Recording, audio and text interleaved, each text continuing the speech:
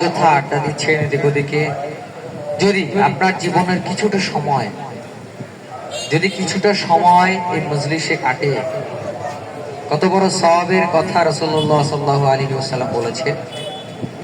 রাসূল বলেছেন, যদি কোনো মজলিস হয় তার পাশ থেকে যদি সাধারণ কোনো মানুষ চলে যায়, তার আমলনামায় ওই মজলিসের মতন সওয়াব দেওয়া হয়। সুবহানাল্লাহ। সুতরাং এর থেকে বসে থাকাটা যে আরো বড় সওয়াবের আশা করা যায়, এটা আমরা অনেকে বুঝতে পারছি না। সুতরাং আমরা কি করব? অযথা সময় নষ্ট না করে আমরা জান্নাতের বাগানে বসি। নাহমাদুহু ওয়া নুসাল্লি আলা রাসূলিহিল কারীম, আম্মা বা'দ। আউযু বিল্লাহি মিনাশ শাইতানির রাজীম। বিসমিল্লাহির রহমানির রহিম। আল্লাহ পাক রব্বুল আলামিনের লাখো কোটি শুকর সুজুদ যে মহান রব্বুল ইজ্জাত ও জালাল ও শানুহু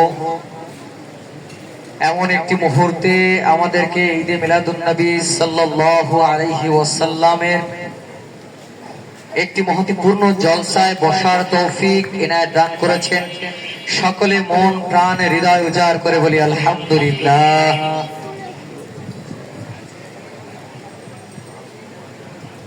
আল্লাহ রাব্বুল ইজ্জাত ও জাল্লা শানুহু পবিত্র কালামে পাকে মাজিদের মধ্যে বলেছে, ওয়ামা আরসালনাকা ইল্লা রাহমাতাল লিল আলামিন।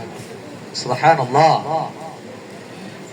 আল্লাহ রাসূল আরবি পূর্ণ নূর তিনি বলছেন, তোমাদের মধ্যে সর্বোত্তম আদর্শ হলো আমার প্রিয় রাসূল সাল্লাল্লাহু আলাইহি ওয়াসাল্লামের মধ্যে। কি আদর্শ?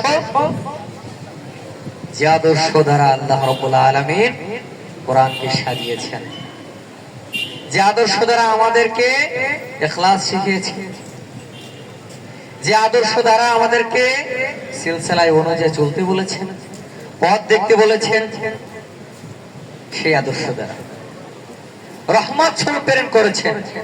রাহমাতাল লিল আলামিন। আল্লাহ হলেন রব্বুল আলামিন, তিনি হচ্ছেন রব, সৃষ্টিকুলের সেরা, জগতে রব, আমাদের অধিপতি। আর আল্লাহ রাসূলকে কি বলেছেন? রাহমাতাল লিল আলামিন। আপনি জগতের জন্য রহমত স্বরূপ আপনাকে প্রেরণ করেছি। বলি সুবহানাল্লাহ। আল্লাহ তাআলা তো আছেন, তারপর রহমতের দরকার কেন? এজন্যই দরকার, আল্লাহ রাব্বুল আলামিন তার হাবিবকে এতটাই ভালোবেসেছেন, খুশি হয়ে তার নাম দিয়েছেন রাহমাতাল লিল আলামিন। সুবহানাল্লাহ। এই রহমত পেয়েও আমরা শুকরিয়া আদায় করতে পারলাম না। আমাদের যে কপাল পোড়া আর হতে পারে? এত সুযোগ দেওয়া হয়েছে আমাদেরকে, কি দেননি আল্লাহ তাআলার পক্ষ থেকে? কি দেননি? কিসের অভাব রেখেছেন? আগের জামানার মতন এরকম কষ্ট তো আমাদের পেতে হয়নি। চাইতে আমরা ইসলামটাকে কাছে পেয়েছি, চাইতে আমাদের বাবা মার মুখ থেকেই ছোটকাল থেকে কালিমা শিখেছি। কত সহজে আমরা পেয়েছি। এত সহজ ছিল না। আমার রাসূলের কষ্টের দিনগুলো, দাঁত ভাঙা দিনগুলো, রক্ত ঝরানো দিনগুলো আমাদের সামনে কি হয়ে যাচ্ছে? কলুষিত হয়ে যাচ্ছে। মুসলমানের ভিতরে কাটাকাটি, হানাহানি, দাঙ্গা বাঁধা, একে অন্যকে দেখতে পারি না, টুপি নিয়ে মারামারি, হাত বাঁধবো কি বাঁধবো না এই নিয়ে মারামারি, সালাম দুরূদ পড়বো কি পড়বো না এই নিয়ে মারামারি। কেন বাবা? কি লাভ এতে? রাসূলের সুন্নাতকে ভুলে কেটে কেটে এত ছোট করতে করতে এত ছোট করে পড়েছো যে শরীরে পোশাকে শেষ পর্যন্ত লাগে না। আফসোস।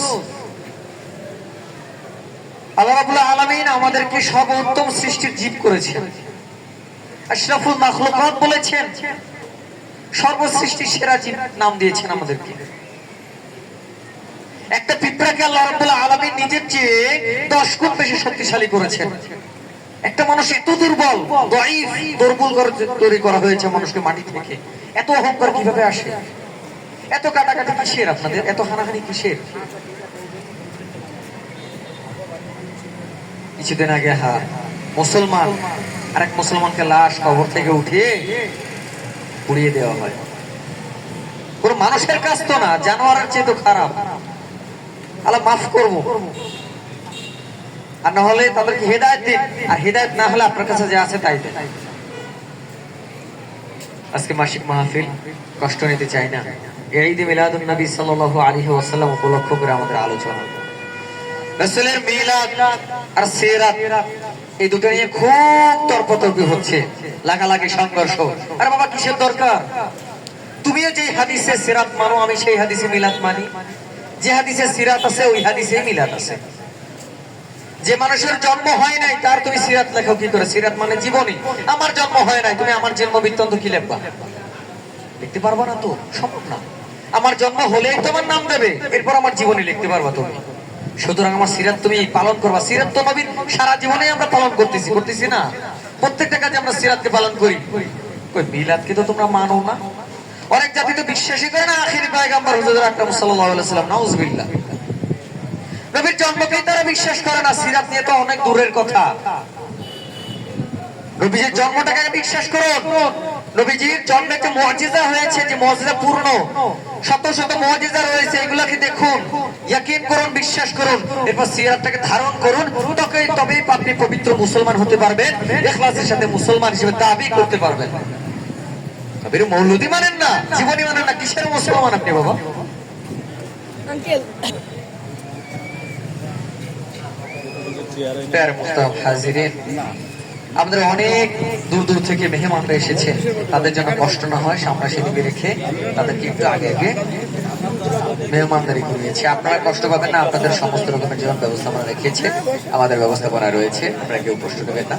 আর আমি আবারও অনুরোধ করছি, আমরা আশেপাশে যারা ঘোরাঘুরি করছে অযথা ঘোরাঘুরি না করে সিরাত মাহফিল, মিলাদ মাহফিলে মেহরবানি করে বসে যাই বলতেছিলাম, আল্লাহ রাব্বুল আলামিন তার হাবিবকে তখন সর্বপ্রথম ভালোবেসে নূর হিসেবে আসমানে আরশে আজিমে টানিয়ে রেখেছে। আরশে আজিমে চুল সৃষ্টির সমস্ত কিছু, আকাশ পাতাল জমিন ফেরেশতা কুল সবকিছু সাজালেন, সাত আসমান সাজালেন। বলে সুবহানাল্লাহ। ওই নূর থেকে, সেই নূরকে আমরা অস্বীকার করি। সেখান থেকেই তো রাসূলের জন্ম। তার রাসূলের জন্ম যদি প্রথমেই হয়ে থাকে, তাহলে তার জন্মের আলোচনা কেন হবে না? তার জন্মের আলোচনা কেন হবে না? তুমি সেই নবীকে পেয়েই তো ধন্য। তুমি সেই নবীকে না পেলে তো তোমার জন্মই হতো না। ওলামায়ে কেরাম বলেছে, যদি তুমি ফতোয়াই দাও, তোমার জন্মটাই হয়েছে মিথ্যা। তোমার জন্মের ফতোয়াই হচ্ছে তুমি বিদআত। রাসূলের সময় জন্মের এই ছিল না তো, তাহলে আমাদের জন্ম কি হয়ে যায়? বিদআত। আমাদের বাংলার জমিনে কাদের দ্বারা মুসলমান কালিমা পেয়েছে? কাদের দ্বারা? ওলি আল্লাহর দ্বারা। তো ওলি আল্লাহরাই তো এসব আমাদের মাঝে পৌঁছে দিয়েছেন, তারা বয়ান করেছেন। তাদেরকে যদি আমরা অস্বীকার করি, তার দিন কিন্তু অস্বীকার করতেছি। আমাদের গোড়াটাকে যারা ভুলে যায়, মূল ভিত্তি ভুলে যায়, তারা আগে দিয়ে করবে এটাকে। তারা মূল ঘোড়া যে পত্তন সেটাকে ভুলে যায়, রাসূলকে ভুলে যায়, ওলিয়া আউলিয়া কিরামকে ভুলে যায়, নবীজির মিলাদকে ভুলে যায়। তাহলে তারা দিনের পেলোটা কি? গোড়া যারা ভুলে যায়, তারা আগে দিয়ে করবেটা কি বাবা? রাসূলের দিন দুনিয়াটাকে, রাসূলের সুন্নাতটাকে ছোট করতে করতে এমন করেছে, মুখে দাঁড়িয়েও থাকে না। আফসোস, মাথায় টুপি নিয়ে মারামারি, টুপি দেয় না তা মারামারি তো দূরে।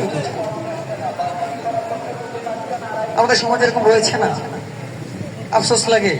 কেন এত ভেদাভেদ? কেন?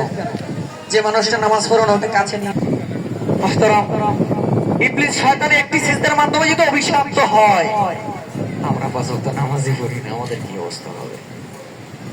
একটু ভাবুন। আদম আলাইহিস সালাতু ওয়াস সালাম যখন দুনিয়াতে কষ্ট পেয়ে ঘৃণায় নিজের উপরে আক্ষেপ নিয়ে আসমানের দিকে তাকাতেন না, তখন মা হাওয়া আলাইহিস সালাতু ওয়াস সালামের সাথে যখন দেখা হয়ে গেল জিদ্দায়, তিনি আল্লাহর কাছে ফরিয়াদ করেন, ইয়া রাব্বুল আলামিন, আমি জান্নাতে বসে দেখেছি আল্লাহ ইল্লাল্লাহ আসমানে, তার সামনে আমি পাশে একটা সুন্দর নাম পেয়েছি, মুহাম্মদুর রাসূলুল্লাহ সাল্লাল্লাহু আলাইহি ওয়াসাল্লাম।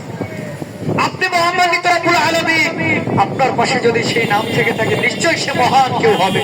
আমি ওই নামের উসিলা দিয়ে চাই, আমাকে আপনি মাফ করে দিন। বলে সুবহানাল্লাহ।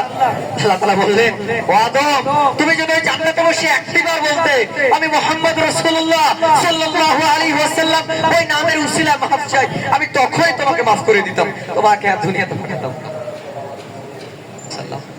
মানুষ যখন সিজদা করে, তখন লেখা থাকে হামিদা মুহাম্মদ। সুবহানাল্লাহ, কি নূরের খেলা, আশিকের সাথে মাশুকের খেলা। আল্লাহ রাব্বুল আলামিন এক এক করে নবী পাঠালেন। প্রত্যেকটা মুজিজা, প্রত্যেকটা রাসূলের বয়ানে, প্রত্যেকটা কিতাবে মুহাম্মদ নাম দিয়ে দিয়েছে। বলে সুবহানাল্লাহ।